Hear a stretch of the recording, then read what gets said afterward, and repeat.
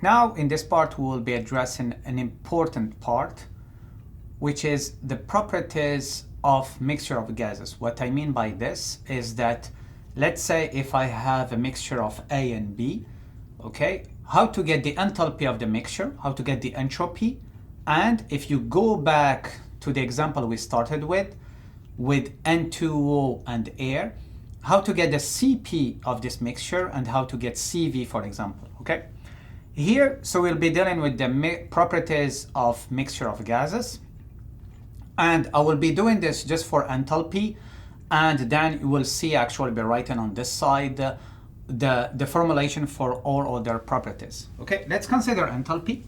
So here we are considering enthalpy, okay? So this means that it's in kilojoules, okay? It's the energy, it's not small h, which is kilojoules per kilogram, a specific enthalpy. So the enthalpy of the mixture has by definition to be equal to the summation of enthalpies of each component of the mixture, okay? Enthalpy is an energy, okay? So it's a summation of the energy or the contribution in terms of energy of each component of our mixture. So H, A, B, C, and so on. Now, this enthalpy, Hi, we can write it as the summation 1 to K of the mass of the component I cross the specific enthalpy I. Okay, so now this one is specific enthalpy, it is in kilojoules per kilograms. So this is what we are having. But at the same time, the enthalpy of our mixture, we can write it as the mass of the mixture cross the specific enthalpy of the mixture. And this will be equal to this term. 1 to K MIHI. Okay, nothing crazy so far. But now what we will do, we'll be dividing by the total mass of the mixture.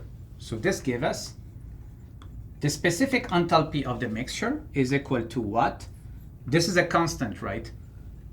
I to K MI divided by the mass of the mixture cross the specific enthalpy of our component I.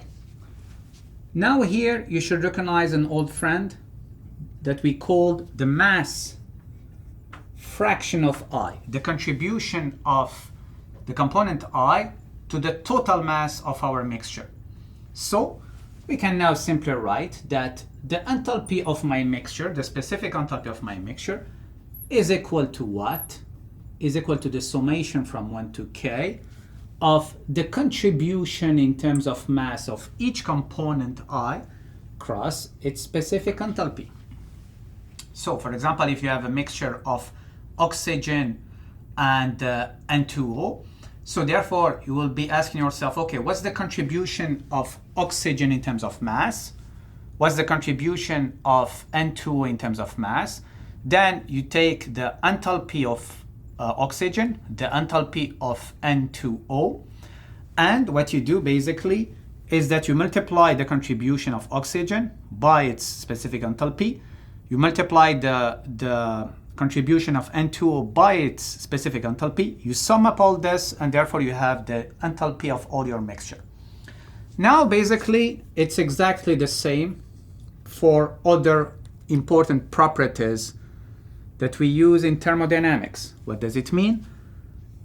The internal energy or specific internal energy of the mixture will be equal to what? Will be equal to 1 to K MFI cross UI. So the key information here is that the major player in the properties is the mass fraction, okay? It's not the mole fraction. So then we just wrote that for our enthalpy, it's the summation. I is equal to 1 to K of MFI, the contribution in terms of enthalpy of component I. Entropy or specific entropy, it's equal to I1 to K of MFI, specific entropy of I. And now, again, you go back to the example we started with. now we can get CV of our mixture. It's equal to what? It's equal to the summation 1 to k of MFI CVI. So you take the CV of each component and then you multiply this by its contribution, its mass fraction.